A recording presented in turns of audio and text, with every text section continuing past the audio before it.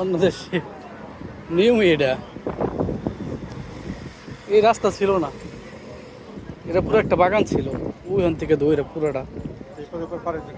হ্যাঁ এটি এর উপর তো বাগান ছিল, ফুলের বাগান, এমনি রাস্তা মাস্তা কিছু ছিল না, এমনি বাগান টাগান ছিল এগুলা,